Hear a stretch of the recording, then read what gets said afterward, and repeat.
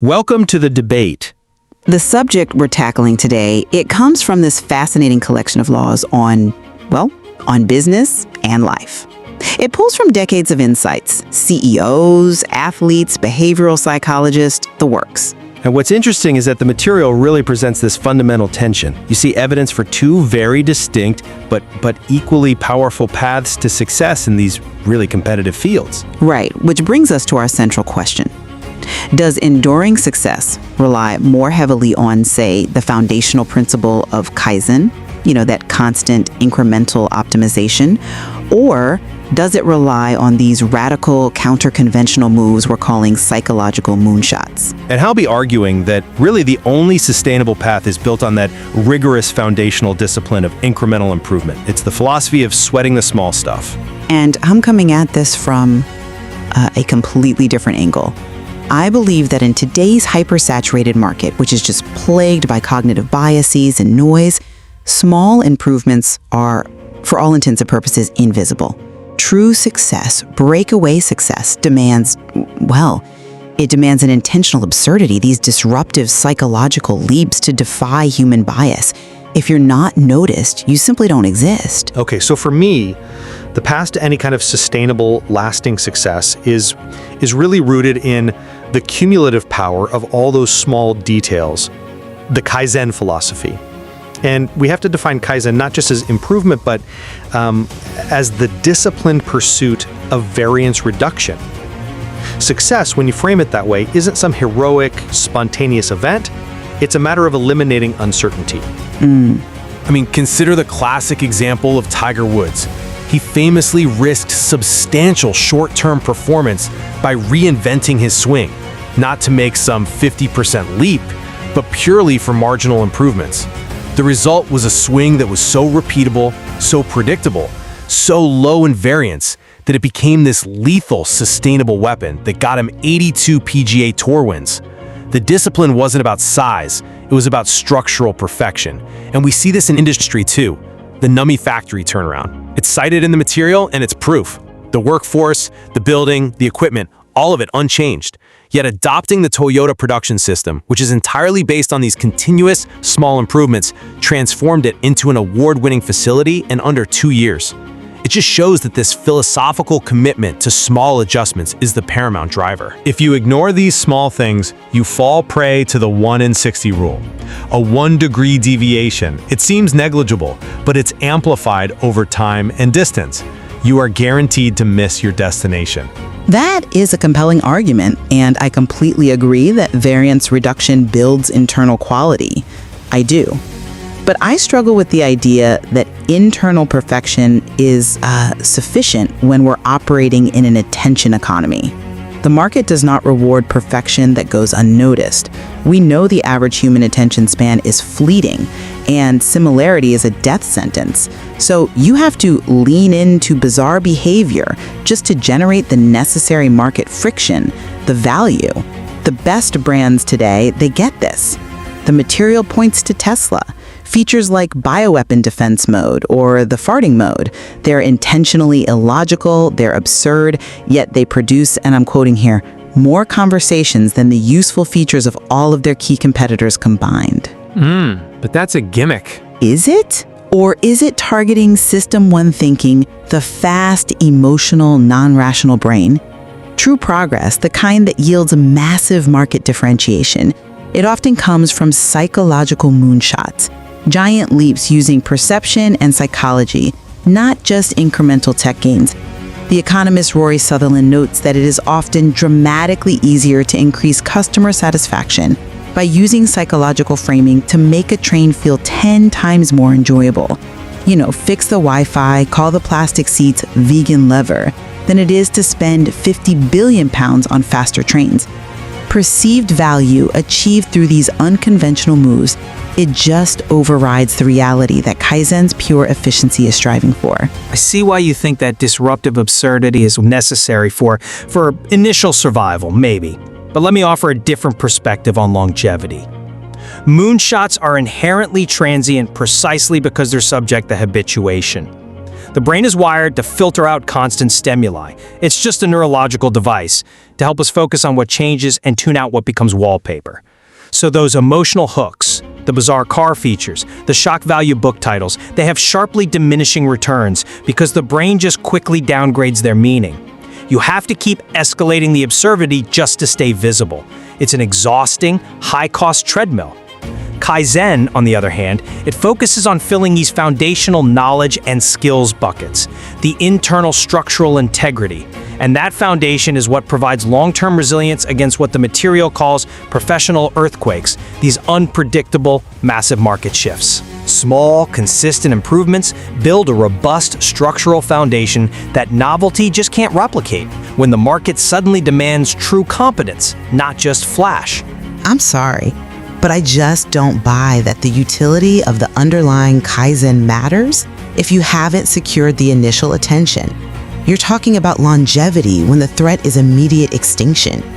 You're overlooking the immediate necessity of attention economics, which is captured in Law 18, fight for the first 5 seconds. When the average website visit lasts only seconds, if you don't instantly grab attention with something compelling, something unconventional, think of Mr. Beast's bizarre high-stakes video intros, the value of your underlying Kaizen-improved product is completely irrelevant.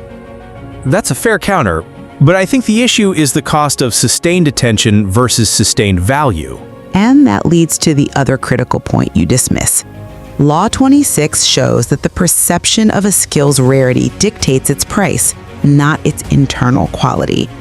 A Kaizen approach is about marginal improvement on existing skills in an existing sector. Where that skill is common, it's a low-value proposition. The Moonshot is about finding an adjacent field where your skill set is perceived as scarce. So you take an in-demand skill, like high-level social media expertise, and you disruptively apply it to a deeply traditional sector, say specialized biotech, where that skill is rare. You create value overnight that marginal improvements could take years to achieve. That disruptive entry is the Moonshot. This brings us back to intentional illogicality, which is often the most powerful psychological moonshot. We assume humans are rational consumers, but let me give you one of the most, absurd examples of how logic fails us, and it's cited in the material. Many successful moonshots are designed to break the logic of pure efficiency. The reason is that meaning is conveyed by the things we do that are not in our own short-term self-interest. Think about a restaurant serving an expensive cut of raw steak on a sizzling hot stone. It's objectively inefficient. The restaurant is making the customer cook their own meal. Steak doneness is notoriously specific. By giving them control, the restaurant minimizes the psychological friction of a potentially ruined meal. And yet, I would argue that the restaurant is still pursuing a Kaizen-like goal there, friction reduction. But the method is intentionally inefficient. The same illogical approach applies to the history of the Betty Crocker cake mix. It was a failure until they removed the powdered egg, forcing homemakers to add a fresh one. This was a deliberate step backward in efficiency, but it reduced a homemaker's guilt about taking a shortcut.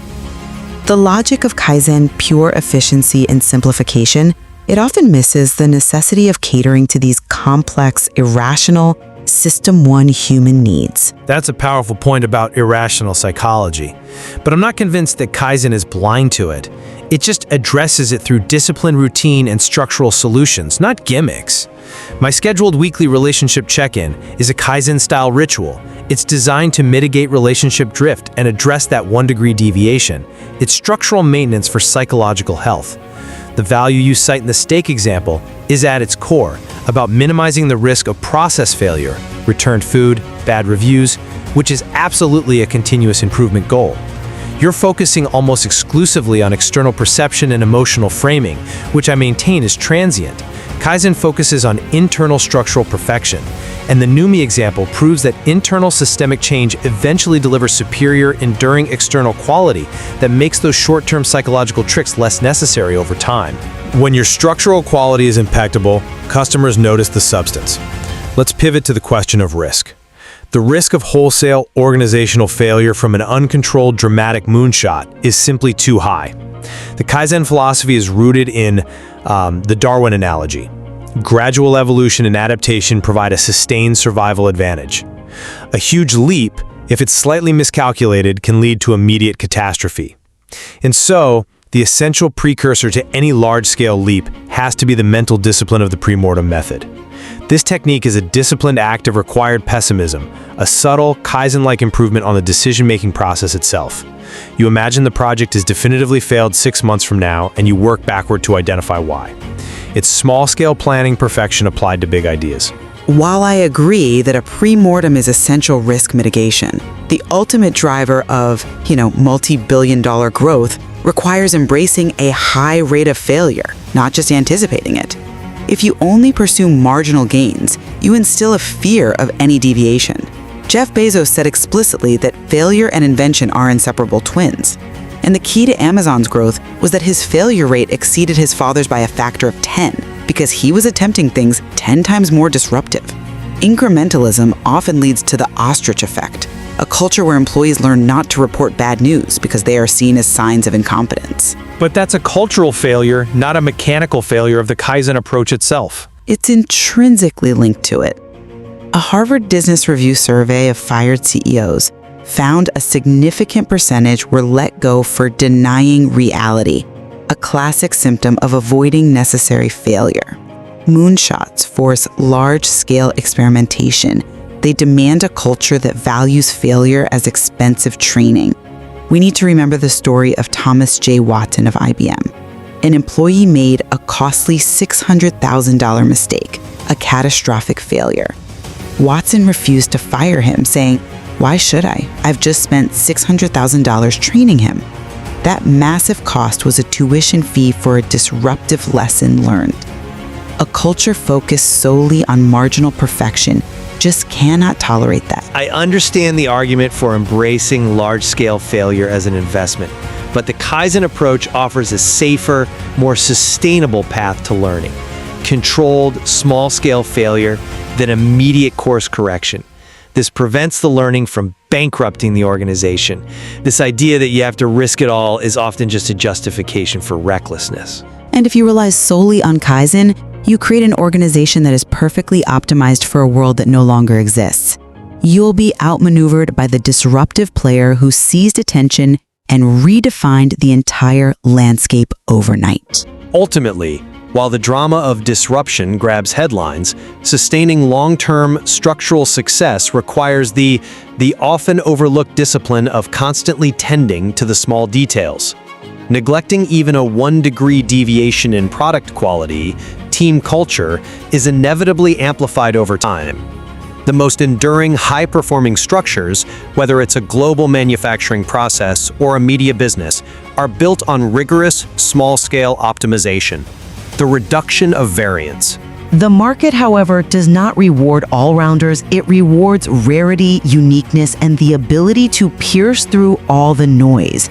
Whether it's the bizarre psychological framing of a common product or leveraging specialized skills in a new context, radical value creation often comes from intentionally defying the status quo, which demands a willingness to fail boldly and to focus effort where it achieves the rarest perception of value. I think both of our views offer a powerful challenge to complacency, one by fearing the subtle, long-term decay of neglected detail, the other by challenging the conventional wisdom that fails to account for market saturation and the deep irrationality of human psychology. The most potent strategy, then, probably lies in understanding precisely when to deploy the telescope for that disruptive, necessary moonshot to gain market entry. And then, having secured that entry, when to use the microscope for detailed internal Kaizen to build lasting structural value.